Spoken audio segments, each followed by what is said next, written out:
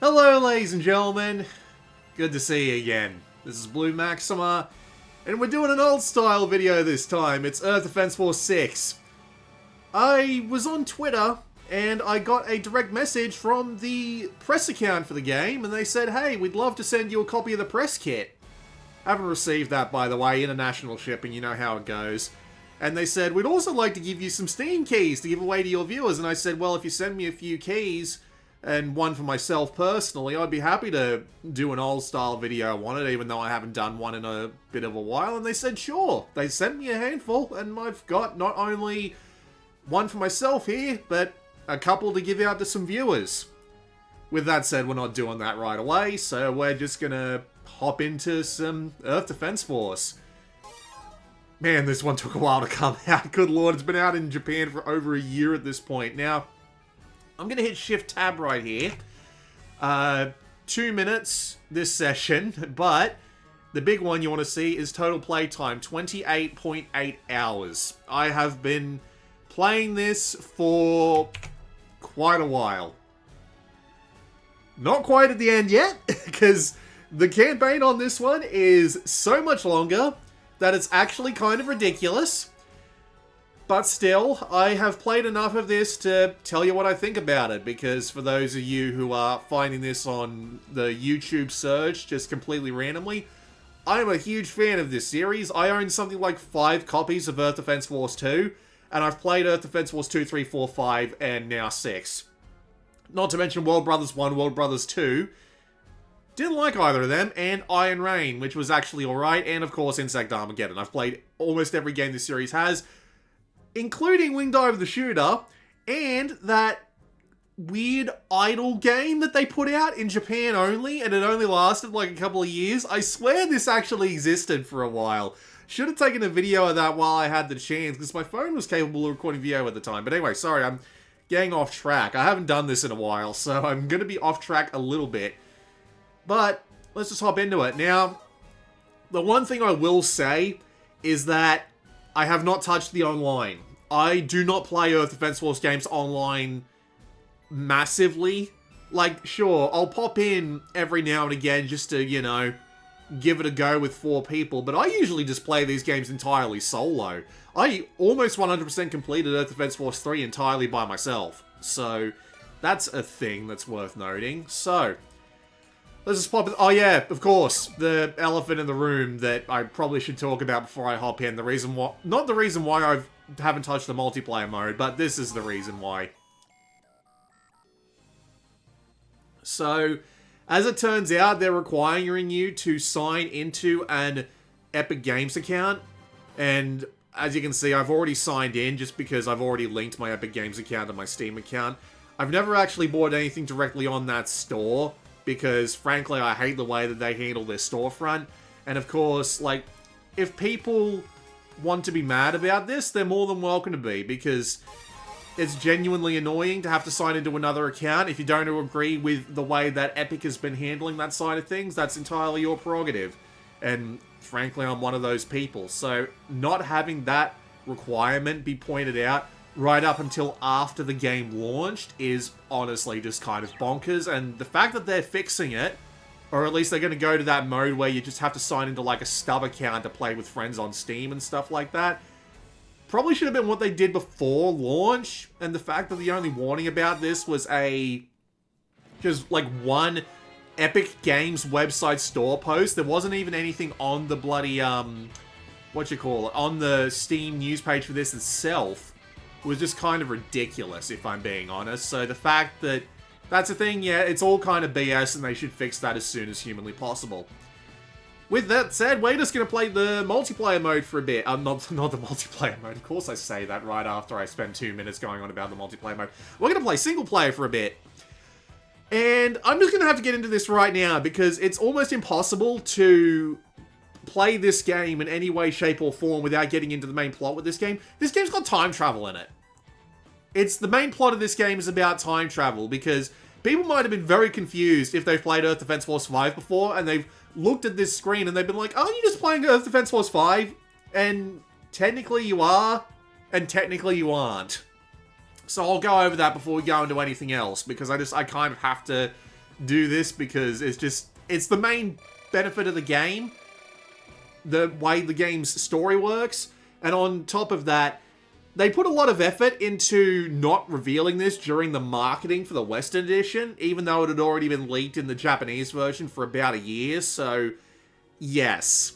The problem is I kind of have to talk about it. There's no way I can keep this under wraps. So, this is a direct sequel to Earth Defense Force 5. Just straight up. Like, even more of a sequel than Earth Defense Force 4 was to 3.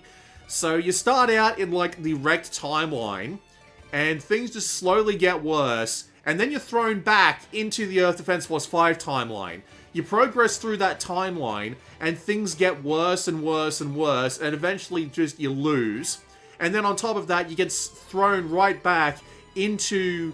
Well, I say thrown right back. It's still technically the same timeline, but it's still just like the worst potential scenario, and then eventually you get thrown back in time again, and that's where my timelines are at right now. I'm assuming that it's going to happen a few more times before the end of the game, but, you know, I got to tell you about that. It's part of the game, and I'm going to be mentioning it several times throughout this talk, so...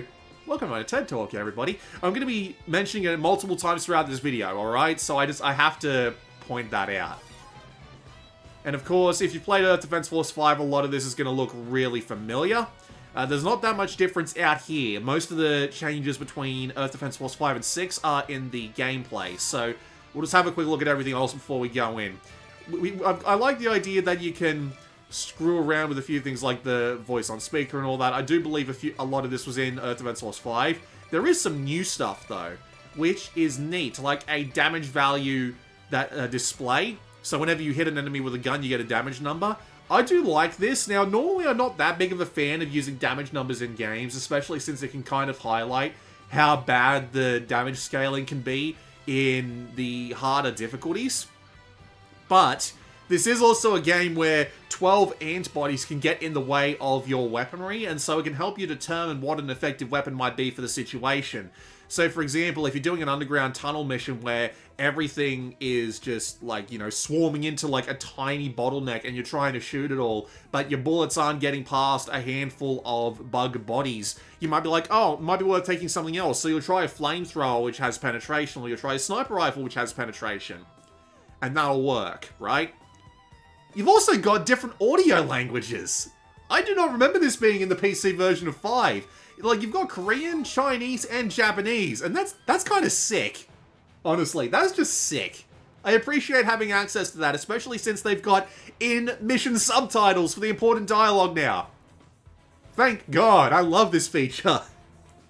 Especially since when you're stuck in the middle of a bloody bug fight and you can barely hear what's going on over the of the millions of bugs being slaughtered by your endless amount of weaponry. Absolutely fantastic feature, and I kind of wish that it was in Earth Defense Force 3 and 4 and 5 and 6. And 2, I should say, sorry. We're playing 6, damn it. You can tell that I'm just as incompetent at this as I was back when I usually did these videos. Controls are still the same. You can reassign every button that you like to anywhere that you would like, including on, like, the select and start buttons and on the sticks and whatnot. Pretty much everything you could possibly want is here. Let's not change dash to the circle button. And, of course, you can do this for all 4 types as well, which is very useful because, admittedly, they still don't have the most optimal control setup for all of these, especially if you're doing what I've been doing and you've been swapping between the 4 classes as you go.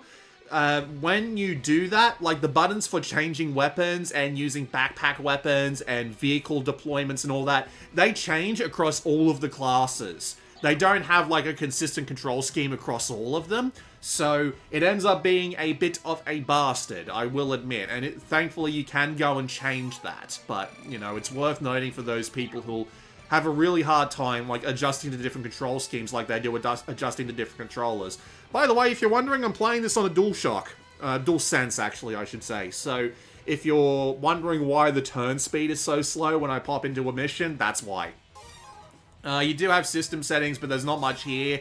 I don't think they had very much on the PC version of Earth Defense Force 5 as well. So, there's not really much going on. You've got shadows, you've got anti-aliasing, and you've got anisotropic filtering.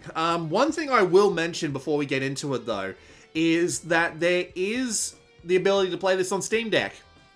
But you don't want to. I tried playing this on Steam Deck, and the performance you can get is actually really good. I mean, don't get me wrong, I still had to put the resolution down to, like, 840 by 400, and then use, like, the internal upscaler to get me a bit more frames. But you can hold a decent 40 in the early game missions. The problem is, at least at the time of recording this video, whenever you would go into the change weapon menu, you would have, like, a 20% chance of the game crashing. And then when you would come back into the game, going into the weapon menu would crash the game again.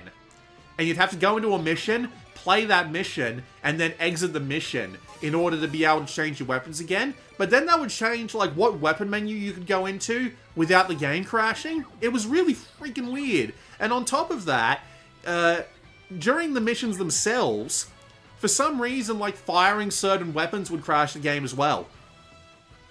No, I don't have an explanation for this. It's kind of disappointing, honestly, because, like, this is the sort of game that I would absolutely love to play just on the go, but I've had to settle for playing it via in-network streaming, which, you know, works, but that's got nothing to do with the game itself, so that's a thing. So, yes, I have been playing this game for about 30 hours at this point, and I've actually been progressing a fair bit slower than most, what's the word I'm looking for? Most players, because I've heard that most people have been finishing this campaign in about 45 hours, but that's probably because they've been playing the game on the normal difficulty. I play Earth Defense Force on hard, and if I just show you the medals, you can see in the middle there that it shows you all the missions. Ignore that one. It shows you all the missions that I've been playing, and with what class. Ignore that one too. And you can see that I've mainly been playing these on hard, because here's the thing about Earth Defense Force. Usually hard difficulty isn't that difficult.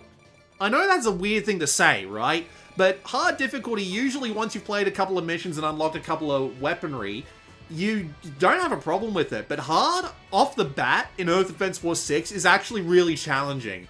And it's the sort of challenge that I like, except when it comes to missions like this one, which is just one of the ones where they introduce, like, a new hostile, and you have to beat 7 of them, but you don't have the weaponry you would usually have to take them on yet, so it's just a really boring slog of stand behind building, wait for them to finish shooting, come back out, shoot, rinse and repeat. I usually just skip those by going to easy. Everything that actually feels like a properly tuned and balanced mission has genuinely been fun, because you generally have to pick the right class, and you have to pick the right weapons in order to stand a chance of finishing it on hard your first time through.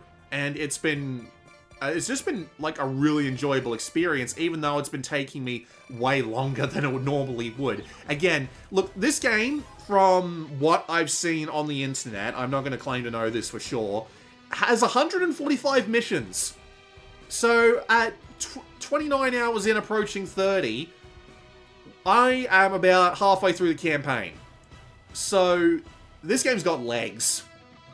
Lots of legs. Bug legs. About 8 per enemy. But anyway.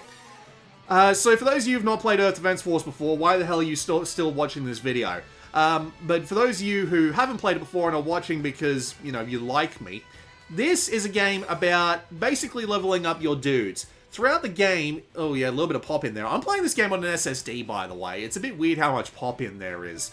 So, the main idea of the game is that when you play a mission, depending on your difficulty level and what mission you're up to, you will get weapons, and you will get armor pickups, and those weapons will add to your armory, which you can use to become more powerful and play the game more effectively, and you'll also have armor, which will increase the amount of health that your characters walk into the fight with. Therefore, you'll get slowly stronger and stronger over time, while the game just escalates and gives you stronger and stronger guys. And eventually, once you finish the game on hard difficulty, you'll be able to move up to hardest and inferno difficulty, which have their own unique set of weapons and their own unique set of, well, I say unique set of challenges. It's the same missions, but the AI becomes more aggressive and more capable as it goes, so it ends up being very interesting. So yes, let's actually just like pop into a game, shall we? What mission should we go after? Oh yeah, this is a pretty good one. We're going to go after the Treacherous Summit, I think. But first, let's just go and have a look at what our weapons look like. So, the Ranger is your bog standard all-rounder class. The things that they have are assault rifles, shotguns, sniper rifles, rockets, missiles, grenades, and special weapons to have in their 2 main slots. And, of course, if I'm playing a game of Earth Defense Force, I will generally take a short-range weapon and a long-range weapon, because you'll need to blow up things like dropships and whatnot, so you'll need a little bit of both. But what they add in Earth Defense Force 6 is actually quite interesting in the fact that not only do they give you a slot which is basically entirely for either grenades or gun placements, and as a matter of fact, I know this mission well enough to know that I'm going to want one of the automatic guns and not one of the grenades, even though I do love the T6 mice. They also give you a slot for support equipment. So not only can you have like a stat booster or a tank, a helicopter, or a bike, you can mix and match these however you like. Back in as far back as Earth Defense Force 3, all of these would be like a weapon. Just one of 2 weapon slots that you had to use.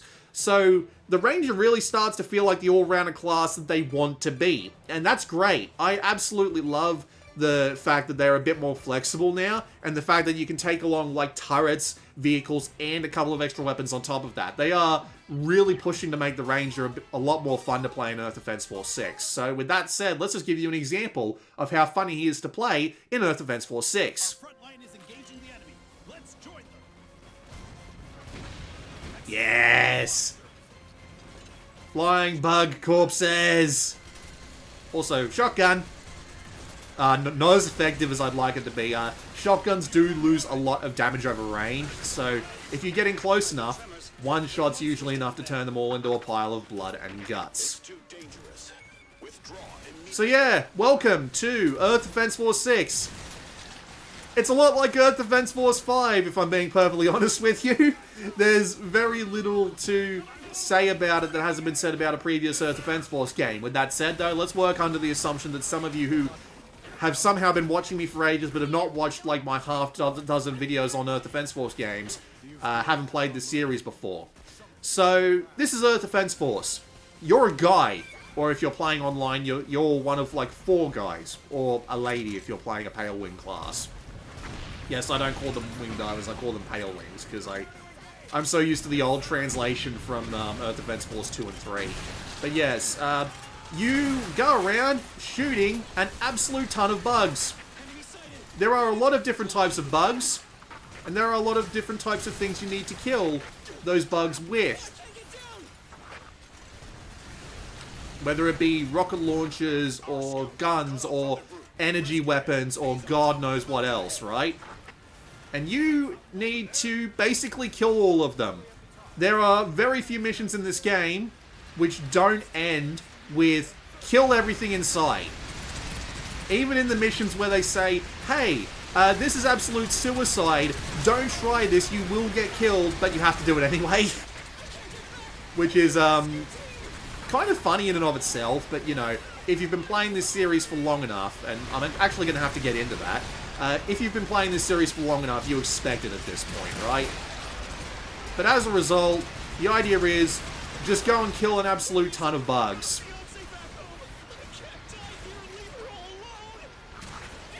Oh dear. Fun fact, I think you can actually save that guy if you're fast enough, but I'm never fast enough. But yes, Earth Defense Force. The entire idea is kill a lot of bugs. They'll drop these pickups. The pickups are health, armor crates, and weapon crates. Health just heals you. Armor crates and weapon crates will give you pickups at the end of the mission. This allows you to power up and get stronger as you go.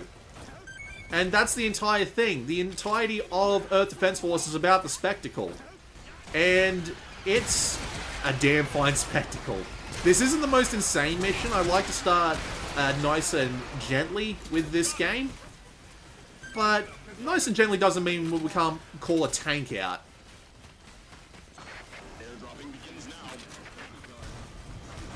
But it's all about the spectacle. It's all about having hundreds of insects on screen at one time, a handful of robots backing them up, and just absolute chaos on the screen at any one time. And it's great. It's super simple because the game has, well, at least the Ranger, the Fencer is a bit more difficult in this regard, but classes like the Ranger have basically no recoil on their guns whatsoever. So if you want to pick up a game that's just point and shoot, hundreds of different things to put on idly while you're listening to a background podcast or something, and then draw out a tank like this one from time to time, Earth Defense Force is great for that. It's absolutely lovely at that as a result. However, the thing about Earth Defense Force, and the thing that people really like about these games that don't really come across when it comes to, say, the spin-offs, which have never been as well received, is the way that they handle things. You've got the voice clips, you've got the just general B-movie tone of the whole thing. I'm just gonna get out of the tank, throw another one of these flame turrets before I really start shooting. It's the overall sense that you're in the middle of a fight, that you've got your allies at your back, that the forces seem unstoppable, that they're going to be constantly escalating now and forevermore armed men, right? There's also the potential to blow yourself up if you don't aim shots properly. I'm just going to blow up my own teammate instead because I absolutely suck at aiming this thing. And you can just see the absolute chaos that unfolds, even with just like a handful of guys and a bunch of bugs that roll around and like jump on top of you when you're not looking. Stuff like that, right? It's great. And there's always been a little bit of emphasis on like your guys and how they how they can take damage for you and how you can back them up in order to have like friends survive the missions, right? The thing is though, in Earth Defense Force, they've actually emphasized the whole having your friendlies around. Watch this, right? When you pick up some healing, if you've got guys following you around, and you know they're following you around if they have, like, the health bar above their head, you give them health back if you heal up while they are following you around. Now, those of you who've played Earth Defense Force 5 might wonder, this isn't always a thing with the Ranger classes. Here's the thing. In Earth Defense Force 6, they've made this work for everybody. And on top of that, ow, ow, ow. On top of that, they've made it so that your guys actually heal a lot more than they used to. Or they take more damage, or something along those lines. They've made your guys way more survivable than they have been in the past. And it's fucking great. It's genuinely an absolute joy to actually have these guys around now, especially on hard difficulty, because on easy difficulty, you don't have to worry about them at all. On hard difficulty, you need them to live through missions. I can't emphasize this enough. There are certain missions on hard difficulty where if you do not keep your guys alive through the entirety of the mission, which is actually doable now, no matter what class you're playing, thanks to the fact that any set of health you pick up helps you with these guys, you will lose the mission. You will just straight up lose, because the enemies will become too overwhelming, they will swarm you like nobody's business, and you will have no chance to survive, make your time. And as a result, it makes keeping these guys around much more important and much more enjoyable at the same time. So, we are soldiers, brave and strong. Our muscles will protect you all from any harm. Raise up your voices in a battle cry. Form up and advance on them. It's only with our sacrifice mankind can still exist down here in paradise. To defend our dearest Mother Earth, we're ready to give up our lives. that actually means something now. I mean, don't get me wrong, when you're playing with multiplayer, this effect is reduced, right? Because, you know, it's just... Oh, that's a weird bug right there. Don't get me wrong, this effect is reduced when you're playing with multiple people, because you've got the whole thing going on where you've got 4 different people and you need to keep them alive and not, like, the AI teammates. But when you're just playing by yourself, being the mythical Storm 1, it just adds a lot more to the experience. And on top of that, especially early on in the game, like in the first 12 missions or so, they make it so that, like, they have a lot more, like, introductions, and they have a lot more in the way of just, like, guys coming in to help you out in waves and continued things going on, right? So as a result, it feels a lot more like you're fighting as part of the EDF and not just as this, like, one super soldier who can clear everything solo. And it's great. It's a really, really minor difference, but it makes a massive change in just the overall feel of the game as you're playing through. Especially when they put you, like, on a mission with a lot of guys and you need to try and figure stuff out as you go. This is what the endgame screen looks like, by the way. Your armor is a lot more evenly split across the characters than you might expect. So everyone slowly levels up, and on top of that, everyone also gets some weapons. So even if you're playing as, like, the ranger because you can't be bothered to play as anyone else, when you do finally decide to pop across to the other classes, you'll be able to play them just as much, right? So yeah, that's all good stuff. And as I was saying before, the whole camaraderie of being part of the EDF really means a lot more in this game, just because they put in a lot more effort to making the AI troops more survivable, but at the same time being able to give you more control over what you do with them. Especially since when you're playing a game with a more high mobility class like the Wing Diver, which we'll get to in a bit, you can leave them behind and they'll take some guys off your back for you, but if you stick with them, you'll be way more survivable in pretty much every circumstance. Whether or not this holds true once I get to Inferno remains to be seen, but, well, let's just say that even if I get, like, 60 hours of, like, really strong gameplay out of EDF, I'm usually pretty satisfied. The downside of this whole multiple timelines thing, though, is that you've got, like, this entire first timeline is kind of boring, if I'm being honest. They give you very little to do, the weapons come in pretty slowly, and this entire first mission is just, like, a really boring tutorial that they did better in Earth Defense Force 5. I kind of get why they did it the way they did it, because when you get to the next base 251, which is basically just a repeat of that mission, they kind of want to just hammer in that, again, it's another timeline, or, you know, you have gone back in time, you've come back to the point that you were before, and now you have to go back again. It makes sense. It's absolutely fine. It's just, it's not really fine. It's not great at all, if I'm being honest. Now, there's one mission here that I actually want to try and play with a particular class. I just need to remember which one it is. I believe... No, it's not... No, it's after this. This timeline... This two missions here are actually great. And I'll get into why they're great in a bit. I'm just looking for a very specific mission right now.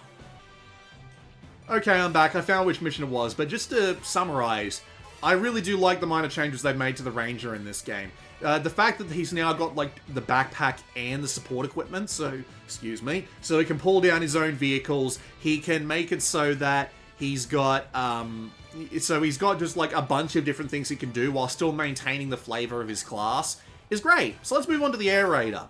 So the Air Raider actually has a bunch of interesting things going on for him right now. I just want to make sure that I'm more properly prepared for this mission. There's a thing or two here that... Okay, so I want these. Well, I'll go over what the weapon types are. So we've got artillery units, and we've got gunships. But you might notice, if you played Earth Defense Force 5, that there's actually some things shoved in here that really don't quite make sense. Like, what's a light-armed multi-copter? I probably want a bomber plan, don't I? So we're going to go with the best bomber I've got, which is the Vesta B. And... they've also got tracer and guard and shooter capsules and assault aircraft. I must have just got this weapon. I do not remember this one. Oh, it's armed with a flamethrower. It's not going to be useful for this one. With a machine gun with excellent rapid firing performance. Let's go with that one instead. Just for the hell. No, actually, no. We need to be more on the offensive. We're going to go with that. And they've also got their own set of vehicles as well. Helicopters, exoskeletons, and special weapons, which are mainly just depth crawlers right now, but I imagine they're going to get better as they go. Not to mention tanks. Who doesn't love a bit of tanks? With that said, we're going to go with Convergence-Guided Missile Cannon. That's kind of cool, but we're going to go with the Powered Exoskeleton, because if I remember correctly, it actually really helped me out through this one. So yes, we're going to go with the Air Raider. The mission that we were looking for was Mission 52, funnily enough, which was just 2 missions after that one. The pictures don't really do a good job of telling you what's coming. which can be a bit of a problem in Earth Defense Force, especially when you're playing on hard difficulty like I am, because generally you're going to need to go into the mission, not have the right weapons, die, and then, then come back and have to actually re-equip all your weapons. Sure. Before we get any further into it though, let's just get one of those keys out, shall we?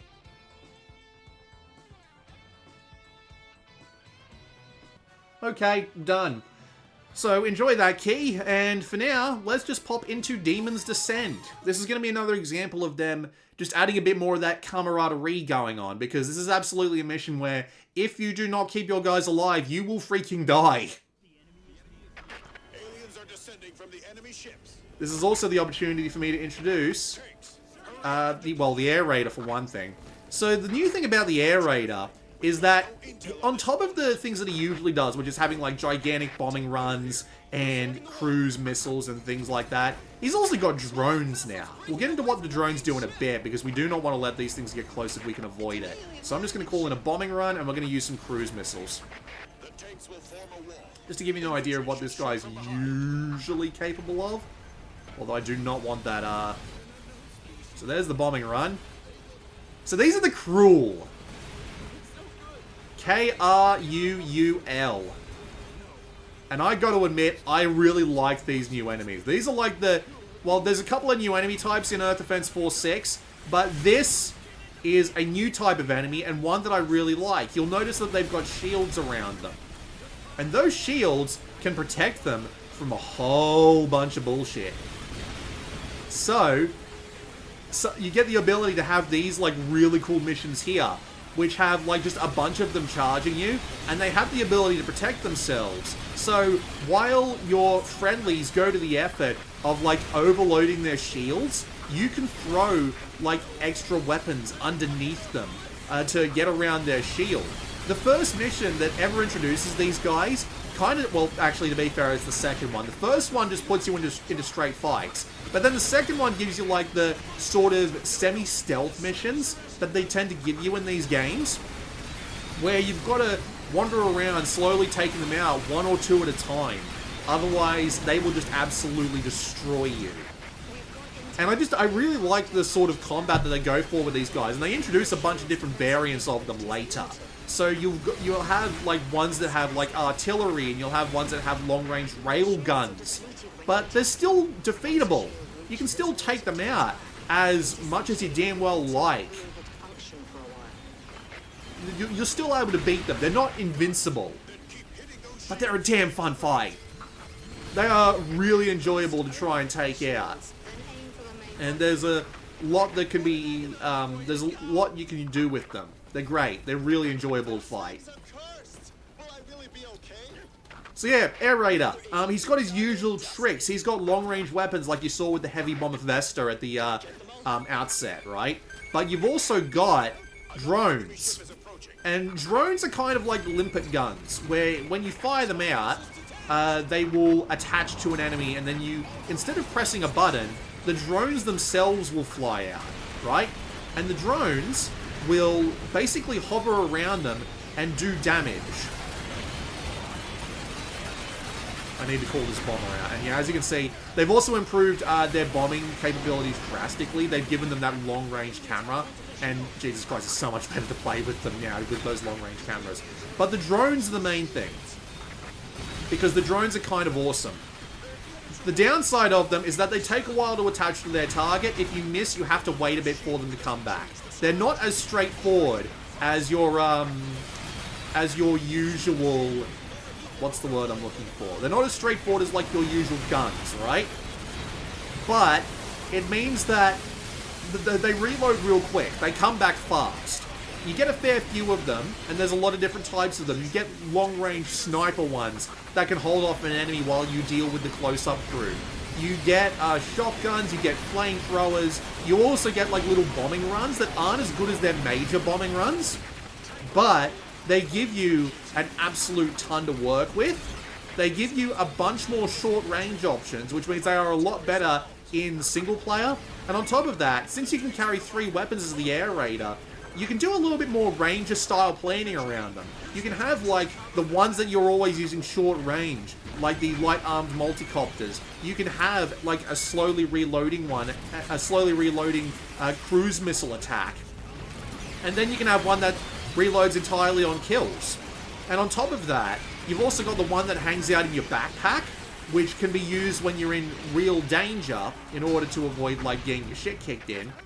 And you've got the vehicles on top of that as well. So you can pop out, like, a bunch of drones that last forever, hop into a car and start shooting away with that. When you get enough credits, you can pop out and throw out a heavy bomber Vesta in order to, like, really lay the smackdown on them. Get back into the vehicle, keep firing from the vehicle, and just rinse and repeat. There's never a time with the Air Raider, even when you're playing by yourself, at least if you're playing your loadouts properly, there's never a time with the Air Raider where you're playing by yourself that you're not doing anything. That you're not waiting for something to recharge. That you're not waiting for, well, anything really. You're just always in the thick of it. You can, well, I mean, you can't get entirely into the thick of it the same way that a Ranger can, right? But you can, like, get into combat with a bunch of, like, low-grade melee-focused enemies and not immediately die. It makes the Air Raider, as a solo class, much more viable to play with. And I enjoy him a lot more than I used to back in, like, 2 and 4 and 5. Because he's way more, actually, to be fair, he's fine in 2 because Air Raider mechanics weren't really meant for 2. So it does mean that, you know, he's alright in 2 just because he's so over the top. But in 4 and 5, he was a lot more balanced around the idea of being a support class. So, you know, that just kind of happens. But in Earth Defense Force 6, he's way more capable. You have a much better time playing with the... Oh god, I might be about to die here. I made a mistake. Please forgive me. Please forgive me. I think I've been forgiven. So yeah, as you can see, imagine this if you don't keep your enemies alive and if you're not playing with, like, out of progression level weaponry like I am. This can get kind of nuts. The first time I played this mission, I played it as the Ranger, right? I did not keep my guys alive. Everyone was dead by the second wave. So, you can see that a couple of guys are coming in, like, on the outskirts, and that might be what you need to, like, survive this if you're playing this on normal, right? But on hard, I was just dead. Like, I was not surviving this third wave. But since I've kept them alive, I can keep using them as, like, a defensive wall. I can fire from behind them. I can, like, do my job as the Air Raider while the armored exoskeletons... Oh, dear. While the armored exoskeletons do their job as well. As I said, it feels more like you're playing as part of the EDF, just due to these minor changes, just due to the way that they set up missions so that you're constantly getting reinforcements sometimes. Just due to the way that they've set it up, so that, like, your dudes that you can keep with you get healed, even if you're not playing as, like, the Ranger or the Fencer anymore. Or it wasn't the Air Raider, I don't remember if I'm being perfectly honest. And the fact that they're more tanky just means that this is just more fun. It is just infinitely more fun to play the game this way. Especially if you're a solo player like I am.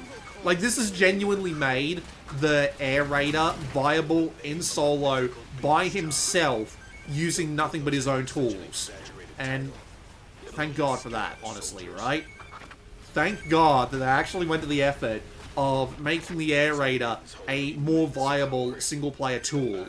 And I'm very thankful for that, being, as I said, like the one of 5 people on the entire planet who plays this game solo. Okay, new guns. I got the bigger, blacker tank. I got a powered exoskeleton. Because I'm a bit further back, I'm not going to be getting that much in the way of weaponry. But you'll also notice that some gear is actually improved the more that you play it with. And admittedly, some of these can be fucking ridiculous. Like, look at this. It doubles the damage of the Heavy Bomber Vesta to level up once. And some weapons can level up multiple times. There's a rocket launch back on the Ranger that goes from 3 shots to 6. Which means it doubles its damage over the course of a single reload.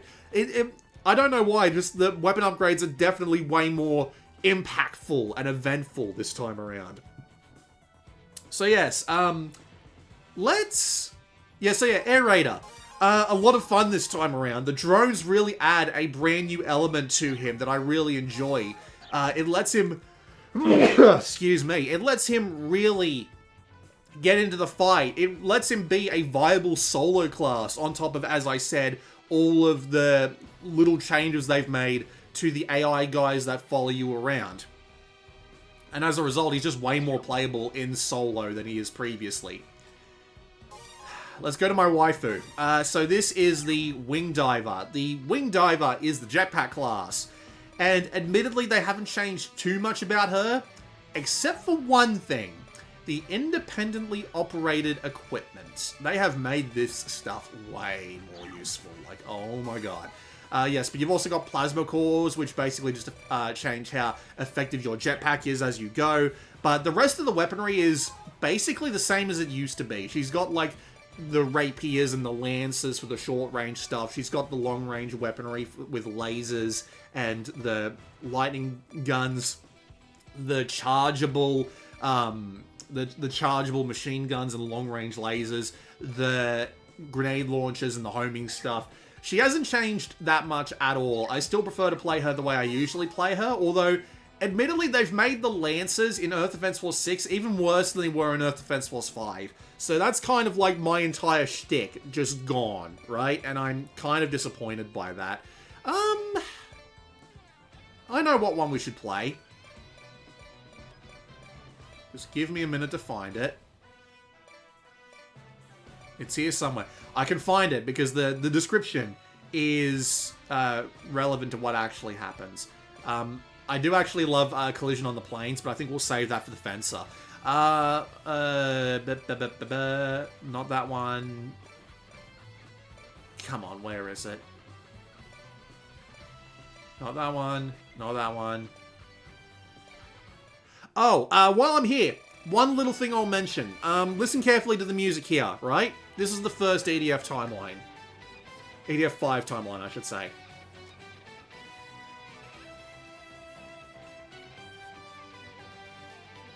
Now watch this.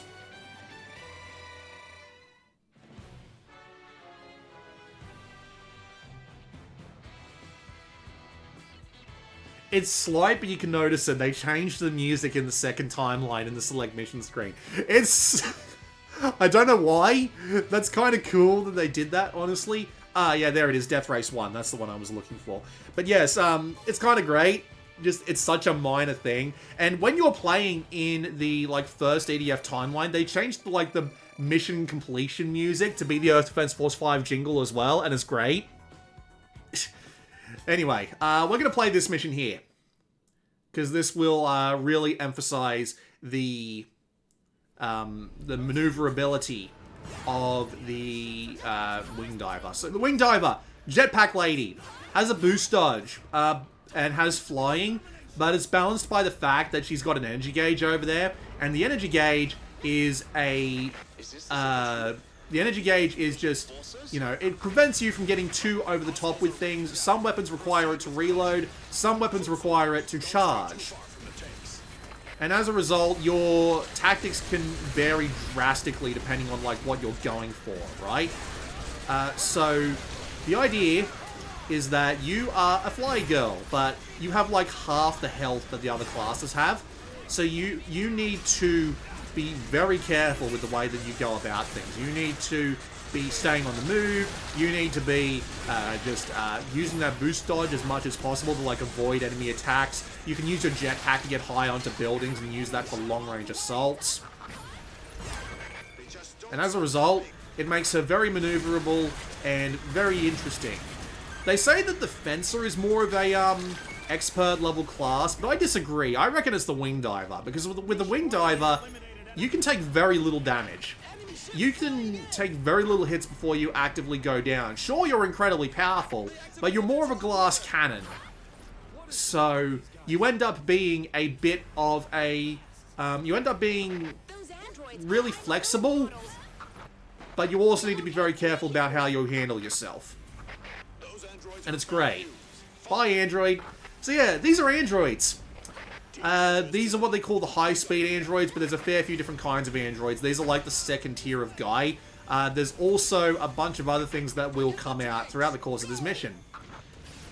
But yeah, the androids, these are new, and they're pretty fun to fight. They've got a few new tricks up their sleeve. They've got cool guns, they've got artillery as well. They've also got, again, these high-speed ones, which just flood you. They are everywhere, they are legion, and they are a bit of a pain to fight because they're all over the place. And they love, like, getting around you and flanking you. And they add a bit more, they add a few extra dimensions to Earth Defense Force 6 as well. Because one of the things that I've always liked about Earth Defense Force 6 is the idea of target acquisition. Now, target acquisition is a thing that's very important in games like Doom and other boomer shooters, where you need to be able to walk into a room, tell, like, what the biggest thing in the room is, and deal with it without so much as a second thought. Then you move on to the next biggest threat, and the next biggest threat, and the next biggest threat. And you do that repeatedly over the course of a level of Doom. And in Earth Defense Force 6, this has always been like a thing, but not as in-depth. However, when they combine together like 4 different types of alien bugs, and on top of that, things like these androids, which are flying everywhere, and big ones off in the distance, and artillery that can take you out from a distance, and teleportation ships that are constantly bringing you guys down. And on top of that, they have teleportation ships in this game too, but those teleportation ships are like, oh god, they have cannons on them now. You need to actively, like, be hiding behind cover as you approach, otherwise they will just blow you out of the sky. As a result, target acquisition in Earth Defense Force 6 is way more important, especially, again, if you're playing on hard difficulty and you didn't take the time to go through easy and normal to build yourself up like they actively recommend you do on the description screen, cough, cough, cough. If you're playing like I am, this makes target acquisition way more important, because knowing what to deal with first, knowing when you can go and actively start looking for crates, and like all of these things just on top of each other, are extremely important. And again, it just makes the game more interesting. It makes it more fun to play. It makes these enemies more fun to fight, because instead of just like pointing a weapon at them and going ham, which you can do on easy, I'm not saying that's not a strategy you can't do at any point during the game whatsoever, but if you're playing the game like I am and actively making it a challenge for yourself, it makes the game incredibly interesting. Like, even more than I would say any Earth Defense Force game has been before. Like, don't get me wrong, by the time that you're, like, at a specific level, I was about to say Pacific there, and I make fun of my friend for doing that all the time, so I admit that it's kind of my own fault. This whole idea of, like, target acquisition and just needing to take out the most important enemies first, it is a basic thing, but it adds so much more to the experience when you can have it in a realistic way that doesn't feel forced. And at least in the way that I'm playing the game, target acquisition is incredibly important. And as a result, it's great. It's absolutely fantastic. Again. And it makes the game, like, way more enjoyable. The enemy ship is producing androids. Imagine trying to deal with this when you just, like, learned about these guys. You're going to get picked off one by one. It's great. Fend them off together. It is genuinely just a lot of... Like, this is a very interesting mission. Now, as I said before, right, like, almost every single mission in this game is kill every enemy. This game is no different. However, when you're playing this game for the first time, all of these guys are popping down. You do not have the weapons to deal with this shit. You just don't. You are not even remotely capable of taking these guys out before they swarm you. It provides an entirely different experience than just having, like, a bunch of bugs in front of you that you have to take out by yourself. Or a handful of teleportation ships being guarded by the Cruel. The enemies, those squid enemies with, like, the shields that we saw in the last mission. Or being underground. Even underground missions in this game are way different because they've changed up the way that you experience, like, certain maps. They've made it so that underground maps are like a combination of half like human underground and half dirt underground, like regular underground. And it changes things up for the better. The lighting is completely different in the underground missions as well. I'm not going to take the time to show you an underground mission in this game because that would take absolutely forever. But they have just been making like minor changes here, there, and everywhere.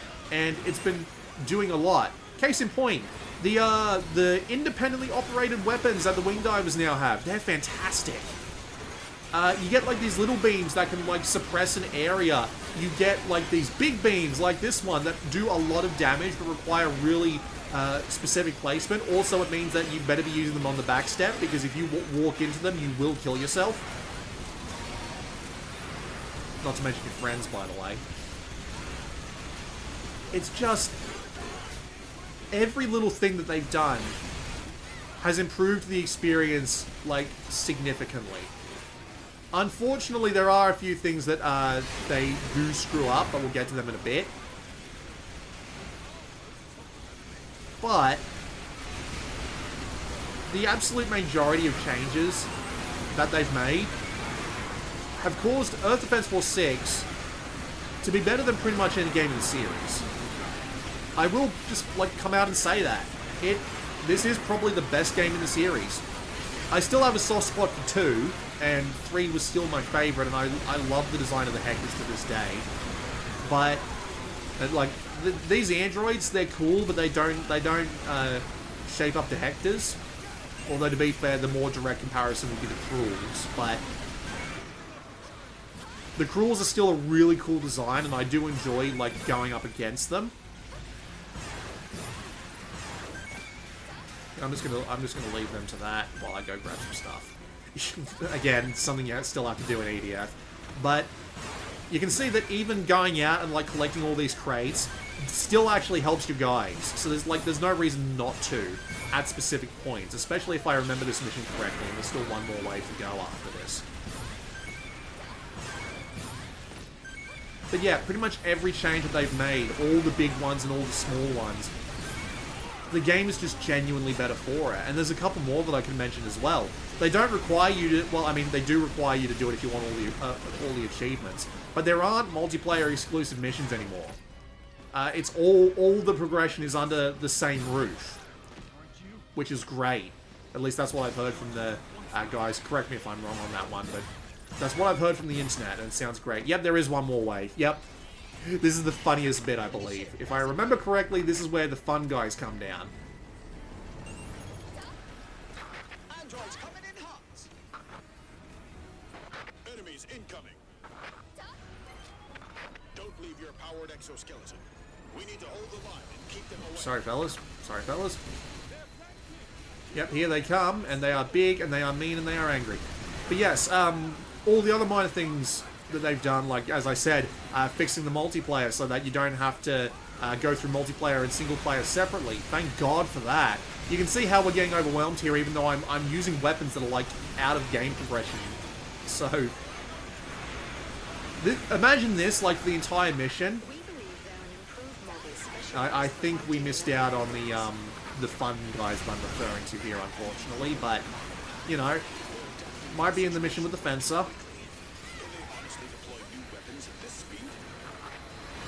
There are, of course, a few things that I'm not a fan of. The main one being, well, there's the fact that you still have to do the post-mission run around for all the crates that were left behind. Not a fan of that. Oh, never mind, I'm dead. So yeah, as you can see, it can kind of get overwhelming. We'll just leave that alone. We won't try that again. We're already an hour in, and I don't want to keep this around for too long. But yeah, the fact that you still have to do the dance around for all the crates that are on the ground, I don't like that. The fact that you don't have to, the fact that, God, I had something there and I completely lost it. I'm sorry. I'm sure I'll think of it as we go. There are still a couple of minor things about the EDF experience that get in the way, as they say, but, you know, we'll worry about that later. Final class. This is the Fencer. So the Fencer is the big man. He has all of the guns. He is the one that can equip duplicate weapons. He's the only one that can do this. And his weapons include, like, close range weaponry that do tons of damage. They have, he has shields that he can hold up in front of him, and believe me, depending on the mission your loadout is very important. So you kind of need as much as you can get going on here. In fact, I'm going to swap them around. I'm used to having the shield in the left and the actual thing in the right. And he's also got, like, a bunch of enhancements here. He doesn't get, like, deployable weapons or vehicles or anything like that. He just gets stuff that helps him along. Like, for example, being able to reduce all the recoil on his guns, or making his boosters on the back of his stuff more workable, or improving his shields, or how fast he moves or how fast he can turn. Because this guy is just straight up a gun tank. He's a tank, but he's also got a lot of guns on him. So he basically just wanders around, firing as many bullets as humanly possible. They have not made very many changes to his way of going about things at all. But that's alright. That's entirely reasonable, if I'm being honest. They might have changed a few minor things about, like, what reinforcement parts he gets here, and what weapons he gets at what times, but honestly, he's not that much different from what I remember of him back in EDF 5, and that's okay. That's absolutely fine. Nothing particularly wrong with that in the slightest. Before we get into the next mission, though, here's the second and, unfortunately, final key I have to give away to you.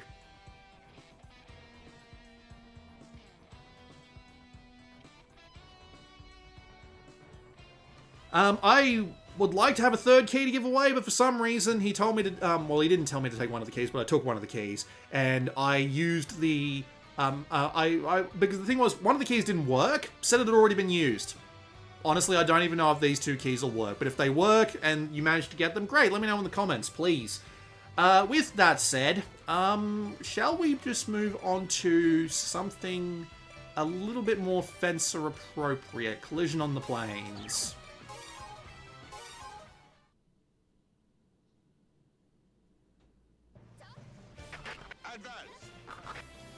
This is also one of those missions which really emphasizes the whole, like, teamwork aspect. I don't think these tanks can actually die, but I've always loved these missions where it's like, you've got a bunch of guys in front of you firing off shots, and you're just in the background, like, doing extra damage wherever you can with your long-range weaponry. So the trick with the Fencer is that they call him the advanced class, and to be fair, like, I can agree with that, right? Because there is a lot you need to learn about these guys. For example, they've got these dodges here. I've completely screwed up because I haven't put the right dodges on. But the idea with these dodges is that certain weapons can have side dodges and they can have air jumps. And the idea is that you want to use these as effectively as possible to move around the battlefield. And if you've got one that lets you jump in your left hand and one that lets you dash in your right hand, you can just go absolutely insane with the movement tech. You can just go to a massive amount of effort and just fly around the battlefield like nobody's business, pulling out short-range and long-range weapons like you don't even have to think about it. I'm clipping through the tank. Without even thinking about it. And just basically turn into a monster. And no, not the monster that they usually put in these games. I'm talking about like an actual demon slaying mod. I guess, yeah, they do call them demons. They call the Cruels the demons in this one. Also, you've got shields. I really should be holding my shields up. As you can see, if you get attacked from a certain direction, you actually protect yourself from the shots. At least to a point. They can't block damage completely. So as a result, you can either go for like an absolutely insane bastard, right? Just flying around, killing everything. Or you can go for like a tank setup. So that mission that we played with the Air Raider, right, where the Cruels were just charging in and we had the two exoskeletons up in front, you can play as them. Or you can play as like, sorry, let me say that again. You can play as like the equivalent of those exoskeletons, but as the Fencer, just being up front, using your shields, and just doing that. Or you can be like a really responsive and maneuverable class, just running around and trying to get shit done that way. Either way, he's still pretty neat to play. But as I said before, he hasn't really changed since Earth Defense Force 5. And you know, I guess you could say, if it ain't broke, don't fix it. But it's a little bit disappointing that everyone else got... Oh god, termites, termites, termites! Get the shield back out and run! Applied the railgun's full capacity. They're doomed the moment they were lured here.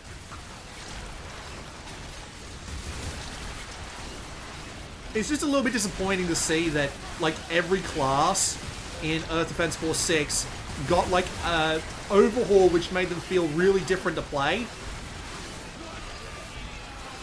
This is an example of me getting my dudes killed, children. Do not follow my example. Please be a better member of the EDF.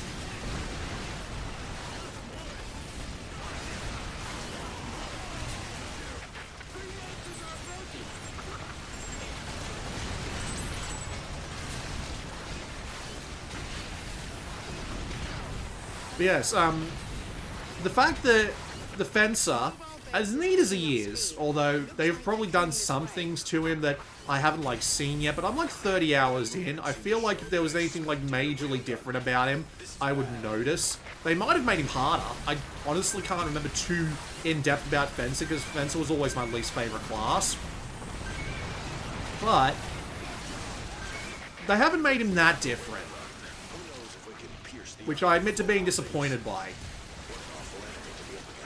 Because everyone else got a big, well, not so much a big overhaul, but, like, the Rangers got the ability to, like, separate their tanks from their deployable guns. The Wing Diver got, like, the extra equipment that actually, like, helps and does stuff. The Air Raider got the drones, so they can play an entirely different style now, which still, you know, keeps true to the spirit of their class. And the Fencer, might have got a couple of minor things. That's about it. Disappointing, but not deal-breaking. Ow.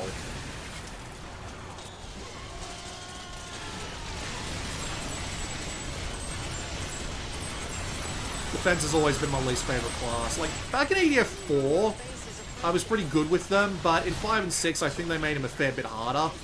And as a result, it just ends up being, you know, a little bit boring to watch my gameplay. There are good fences out there, trust me. I'm just not one of them. I'm usually a Wing Diver gal.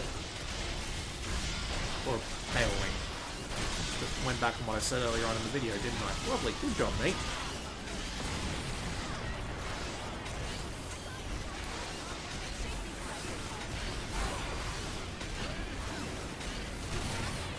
And to be fair, the Fencer still works, like, as his own concept. The whole idea of, you've got huge weapons, but you need to properly time their reloads. You're not infinitely maneuverable, but good practice can make you virtually unstoppable. As you can see here, I am perfectly stoppable. And he's still fun to play as. He's just not my favorite class.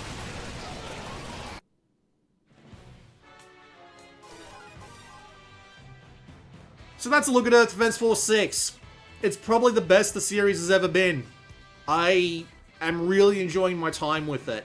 All of these minor changes that they've made to the way that the enemy AI works, to the way that they've changed up all the different classes except the Fencer, the way that they've made it so that all of the missions feel a bit more scripted and a fair bit more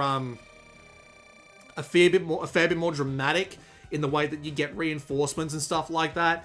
The way that they've just tuned up the entire experience in general. It looks better, it plays better, it has all of these neat little differences in the way that it handles, like, the usual stuff. There are things, of course, I don't like about it. I've never liked having to go around and pick up every crate on the map. I've never liked the missions, like, for example, there's always, like, a few of them, like this one here, where you just have, like, a bunch of red drones and you just have to kill them in boring one-on-one slug fights. I've never liked those, but all of the minor things they've done on Earth Defense Force 6 makes it the best game in the series.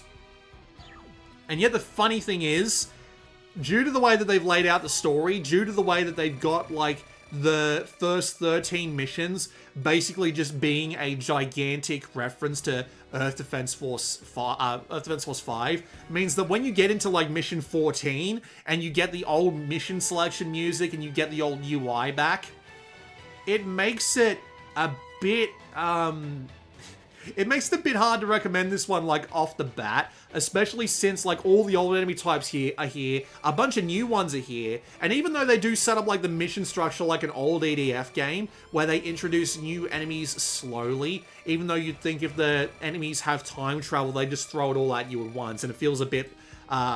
there's a bit of dissonance there, where the story doesn't really connect with the gameplay, but I digress.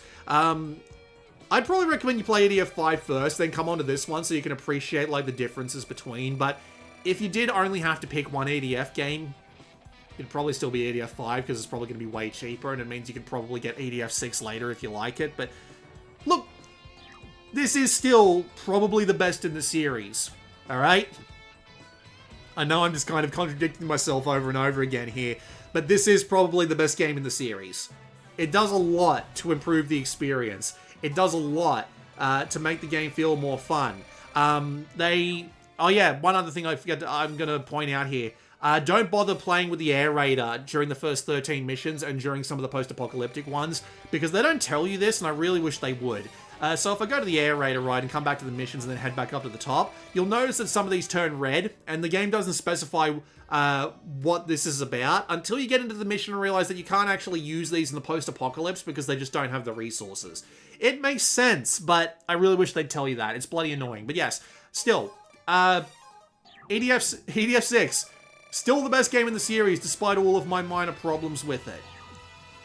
It's just really good. I've been enjoying my time with it immensely. However, considering the fact that I've played about 30 hours of this game in 4 days, and I've been neglecting some of the things I've been working on because of it, I need to put it down for a while. It's still good though. Alright? It's still really good. With that said, it's about time I go into hibernation on YouTube again. Thanks to the Earth Defense Force press account for sending me this copy of the game. I'd already bought it at the time, but, you know, I did say, hey, send me a copy of it. I'd be happy to do a video on it just like the old days, and they did, so I did. So, this has been Blue Maxima. This text is off alignment. How have I not noticed this? I'll see you all next time.